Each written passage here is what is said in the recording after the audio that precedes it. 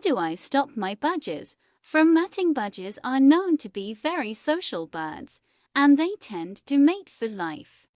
This makes it important for you to know how to stop your budgies from mating.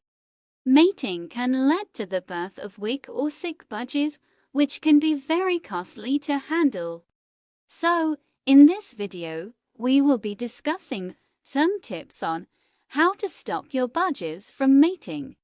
Firstly, it is important to ensure that the budgies in your home are not overcrowded.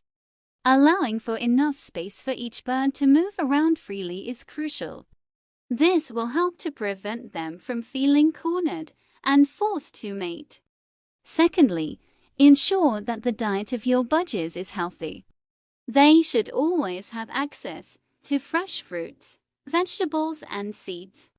Overfeeding also led to the birds mating, so keep a watchful eye on their diet.